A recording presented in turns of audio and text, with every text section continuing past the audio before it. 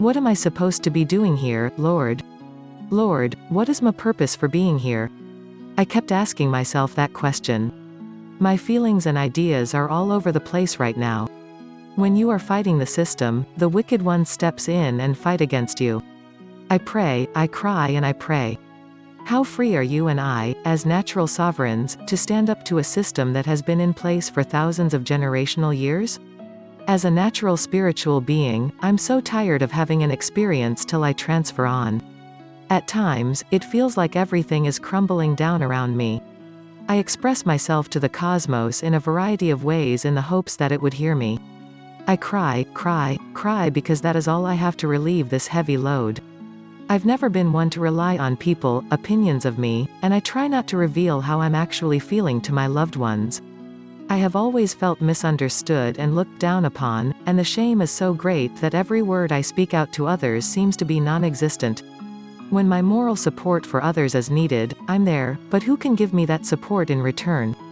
I'm surrounded by my lovely creations, and they need me just as much as I need them. However, how far can a person go? When my emotions get the best of me at my most treasured times, I feel weak, numb, and speechless. When I reflect on my life over the years, it hasn't been easy for me. Having to rely solely on your mother, who was already stretched thin by my other siblings. Growing up poor and surviving on what you could get from one parent when you see your peers living their best life, when having to repair and recycle old clothes, placing cardboard in the bottoms of your shoes blocking out holes to make them last, and to receive hand-me-down second-hand clothes?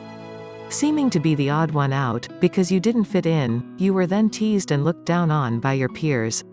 Witnessing one parent being mistreated by the other, as well as having to listen to that parent talk about their upbringing and the abuse they endured, from their mother and never having the experience of ever knowing her father. Everything took its toll on me at the same time. I can only express myself in writing, which enabled me to cope with the agony but also to face it and let it go. But how can one let go, while absorbing and carrying your loved one's pain? I've always been the go-to sponge for people who need someone to listen to their misery but don't know where to unload it.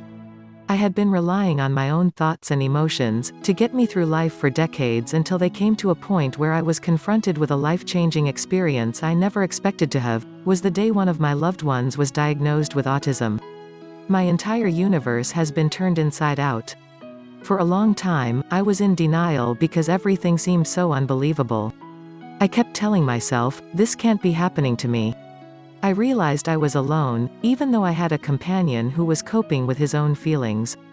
As a result, I made the conscious decision to face the battles and trials that awaited me. I let go of a lot of so-called pals and decided to start a new chapter in my life. In addition to raising a family of 5 and working part-time as a manual handling driver performing services such as wheelchair assistance, which was primarily a man's job, I chose to test my creative thinking by starting a business from the bottom up. I tried asking people who were already in business, but all I got were empty promises and no other advice. It was difficult, but I was fortunate to have a supportive family who allowed me to isolate myself in order to educate myself on the notion of company and create it from the ground up. Sleepless nights, headaches, and tears were all part of the deal. The company began operations in 2015, and it was then that I fully realized the notion and problems of the mindset required to run a business. With only a little assistance. I'm at a point in my life where I have a plethora of business ideas. I'm hoping it will be a success, but it's difficult when you're managing a family and assisting people at the same time. Mentally and emotionally, I sometimes feel like everything has given up on me. A better word would be, burned out. Is there really a ray of hope at the end of the tunnel? Is there still a glimmer of hope for me?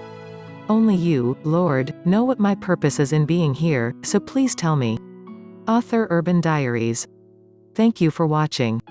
Please give us a thumbs up, comment, subscribe and hit that notification bell for each time we upload a video. Check out our ebook store. www.urbandiaries.com